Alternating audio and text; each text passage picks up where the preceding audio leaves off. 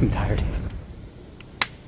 Doing my 3-year post-spinal fusion update. I'll see if I can find pictures so I can post wherever the heck they go in the video.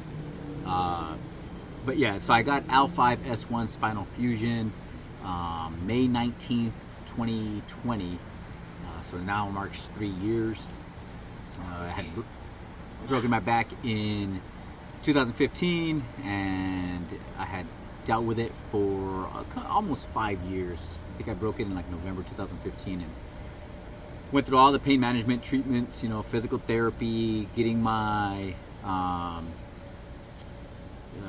the steroid injections, doing PRP. I can't remember what the other one was called. I think it was like where you get your nerves burned or something along those lines. But I had that twice. But eventually it just was too painful. Standing up for 5 minutes was way too painful, so I decided, fine, let's just get the fusion done. So you'll see videos on this playlist, I think, for it. But so yeah, 3 years later, I just wanted to give a quick update for anybody that may be thinking about doing it, or maybe you've had it done and not sure what it's going to be like in 3 years. And again, every case may be different. Every person is different. Obviously, healing is completely different. So yeah, it's depending on you as a person, and maybe your level of exercise or fitness or whatever you choose to do. For me, fitness is just part of my job, so I have to be fit, physically fit to a degree.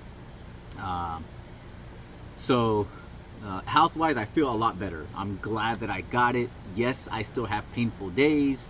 Yes, there's still some painful nights or days where I walk for an hour or more if I go grocery store shopping with the wife. I can handle one store. If I do two, I think one day we went to Costco, grabbed some groceries, and we also went to IKEA. I'll tell you, the end of that day when we got back home, my back was killing me. Now, for me, a lot of the stuff that I had or the issues that I still deal with, although there's still some back pain and tenderness, it's nowhere near as bad. For me, I had some nerve damage from the knee down on the right leg, and that has been constant since I think the day I really found that I had back issues. It was always down this right leg, and the surgery fixed a lot of it that was shooting pain down the right leg. But a lot of it's just nerve damage now. My right calf does not really work that much anymore. So, sorry, the dog was barking at the stop. I don't know where I left off, but yeah, so for me, my issue that causes a lot of other issues is from the right knee down. I say it's dead, but it still has circulation. Everything is fine as far as blood and everything, but nerve-wise, I still get tingling down to my toes. If I touch my shin, I'll feel tingling. My calf, there is no strength there anymore. Like, I can't even tippy-toe off of one leg. So after the fusion, I kept the doctor up to date saying, hey, I still feel some weird stuff in my right leg from the knee down. He mentioned that nerves heal at a very slow rate. I said it could take up to 2 years for them to heal. So I was like, all right, whatever, I'll just keep going through it. I was able to run most of the time. The most I could really run was about a mile. A mile and a half would really start to wear me down, and my hip started having a lot of pain. So I would say after the year, at maybe a year and a half, I got bursectomy just to remove the bursa and clear out some inflammation, I think. But I started developing a lot of hip pain, and it was just through prolonged walking or just standing and trying to run. So last year, I would say around October about October of 2022, I finally made an appointment, left Hawaii, moved here to Virginia, where I'm at now, and finally made an appointment to get seen for my leg, because I'm like, I don't think it's right. I think at this point, the healing, whatever healing was supposed to be done, is done, and it's not getting better. So they did an EMG, I believe, and other tests on my leg where they stab it and they kind of test it with electrodes and whatever. And then so it was determined that I had some nerve damage. I think it was the peroneal nerve and another, probably the ulnar nerve. I don't know what the other one's called. But I had nerve damage on my right leg from the knee down, which for me, kind of validated, like I knew there was something wrong. I could tell. And so what they did is they gave me an appointment and they skipped all the physical therapy because I had already done all that. So I'm glad they looked at my medical record and saw that I had already done a bunch of treatment. So they gave me a referral to orthotics, and orthotics, essentially what it was is I guess I have foot drop. So my right foot just kind of drops. There's not a whole lot of strength there. I can lift it up a little bit, but it was straining a lot of my shin, the muscle on my shin, because I was just forcing, trying to, all my might to really lift it up. But I would stumble quite often on that right side. So I'd be walking and I would just kind of stumble because my foot would just not lift up properly, and it would hit the floor, and then I would kind of stumble a little bit. I wouldn't fall. Quad strength was decent, but again, from that lower part, it was struggling. So they sent me to orthotics, and they gave me a custom brace, which actually I'm gonna go grab them right now. I went inside to grab the brace. So I made an appointment with Dr. Orthotist out in town, and they got me this. Now this is an off-the-shelf AFO. It's an ankle foot orthotic device. Off the shelf, what they did is they just took a bunch of measurements from like the ankle up to the knee, and calf measurements, things like that, foot size obviously, and then this is what they gave me, I think like 2-3 weeks later. And I'll say that's probably the biggest pain, is waiting the 2-3 weeks every time, or even longer for appointments. But I mean, I got it. Medical industry's kind of hurting right now for people. So they gave me this one, and as soon as I started wearing this, the hip pain completely eliminated, because a lot of it was just my foot slapping the floor essentially and tripping, and like there was no spring that the calf normally does. Like when you walk, you kind of just roll through. For me, it was just that constant pounding, and I think that's what really was causing a lot of my hip pain. So that I haven't had since I got this, which I think was, I want to say it was like December, maybe. November, December is when I got this. And the way it works is essentially, you put it in your shoe. And this is my workout shoe, cross trainer. It's a Reebok Nano X, I think. And you essentially put that in there. You put your foot in there, strap it up, and then I could start running it. And then because it has a little bit of spring, it's carbon fiber, it kind of acted like a spring when I ran and would spring back. So I had only gotten this as an interim because I was waiting on an appointment from my actual doctor through my provider, but they authorized this one because it was just taking too long. That appointment wasn't until, I think I saw the doctor October. They couldn't fit me in until January of 2023. So a ridiculously long wait. But, so they cleared this one. I was using this one. January, I go to my appointment. They mentioned that this one is not designed for running, although if you look on the website, it says that it is. But I'm not a doctor, so I'm like, all right, fine. So they told me to stop trying to run on it. And I had gotten up to, I think, a mile on this one, because I had stopped running because the pain was just getting a pain. It was a pain in the butt to my hip, and it was just exhausting. So they told me to stop running it. I said, fine. I stopped. I had gotten up to a mile again wearing this thing, which felt great. The hip pain was pretty much gone, so I felt pretty confident about it. This is very light. If I had to guess how much weight, including the foam, the pad, maybe half a pound, I guess, maybe. It's very light, a pound max. So after my January appointment, the doctor put me through this brace clinic where they kind of checked. There was like 5 doctors in there, and they were checking my everything, asking me questions, had me walk for them. They looked at the results from the test that did the whole nerve thing, and so they finally got together and said, hey, what we recommend is an IDEO brace. And they recommended another one, but I haven't gotten that one in yet. But it took months. So January, I made the initial appointment with them. Then I had a follow-up appointment in March, I think. And then after March, they said, okay, we'll see this other doctor. He's going to be the one measuring you. So that took another few weeks to like April, I think. But that guy was awesome. He did the casting, and I think he got me my appointment he got me my new orthotic device 3 weeks later. All right, and I'll show you. So the benefit with this one and with these shoes is I didn't have to change my shoes, right? They fit perfectly with every shoe that I wore. So even dress shoes, surprisingly, this fit in when I had to wear a suit and stuff. And they fit in my normal shoes, and it was easy. I just took it in and out, no problem.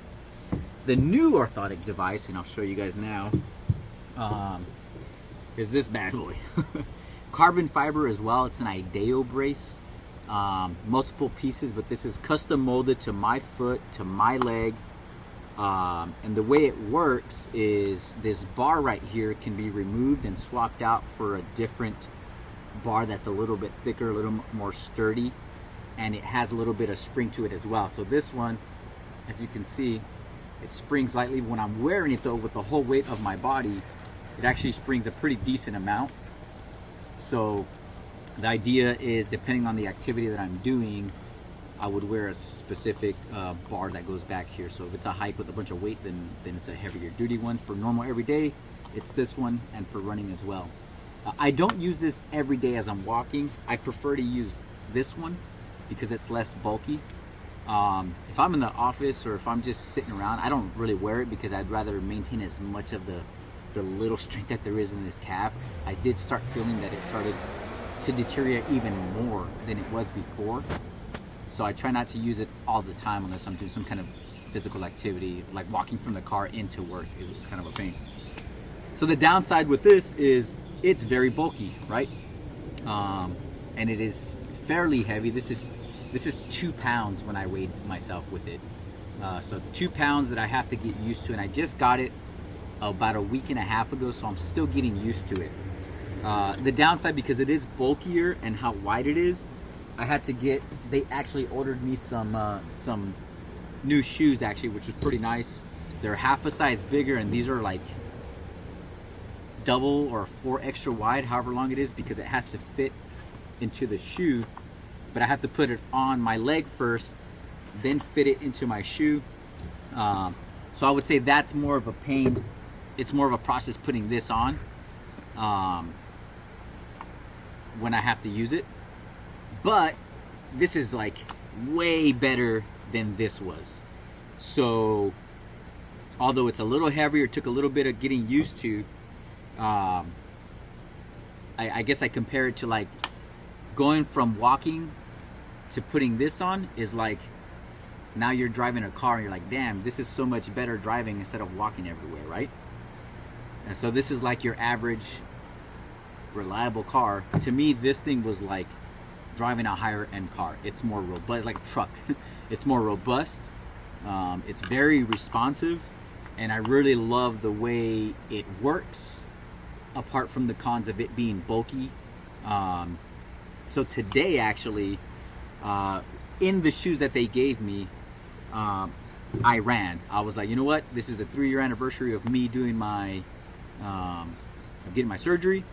So I figured, like, let me try running with a new brace. I am going through physical therapy with this, which the program they have me doing is like run 1 minute, walk for 5, and then you keep alternating back and forth.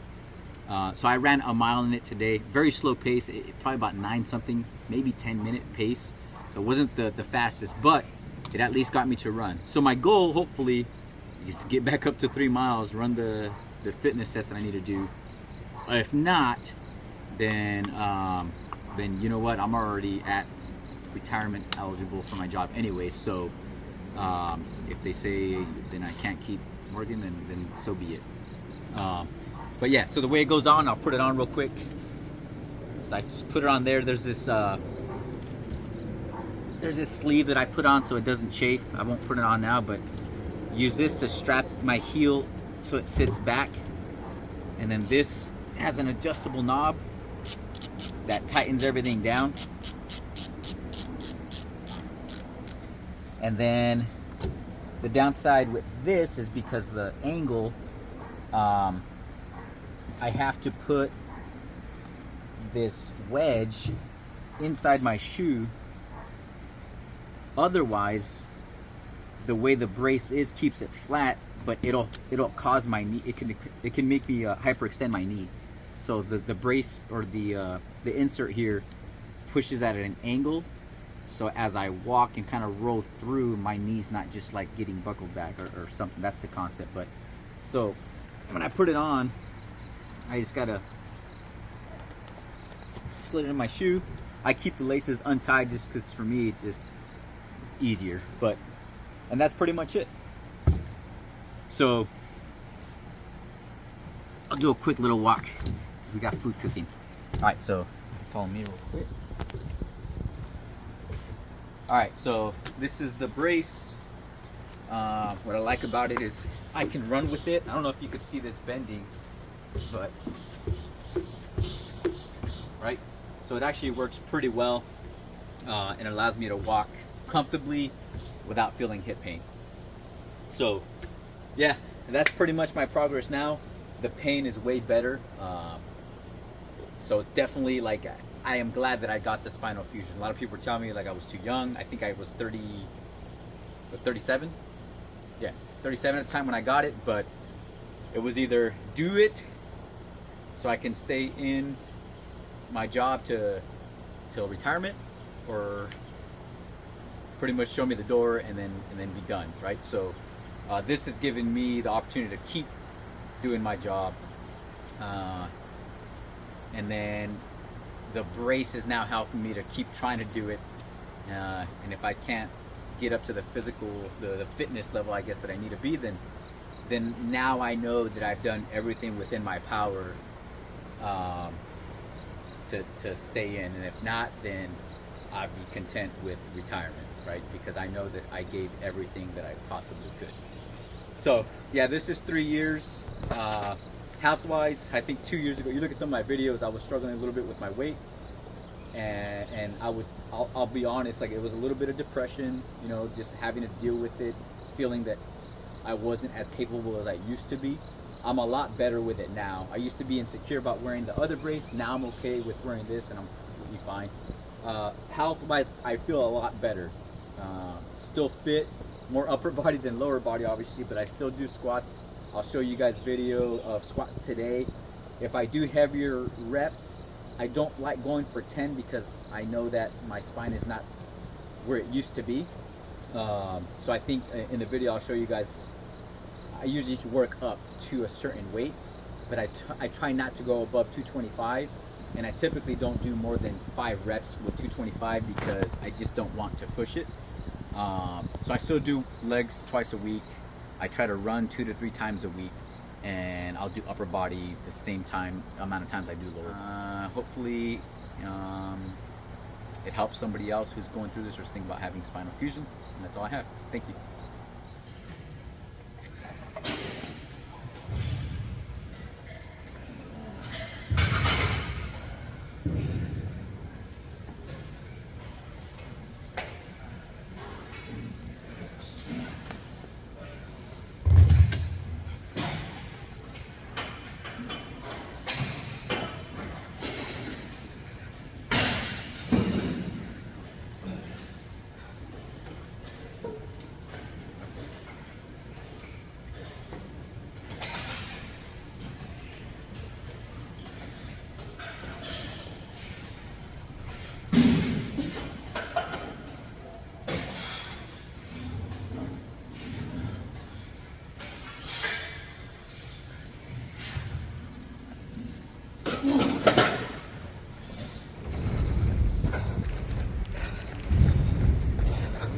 I'm tired.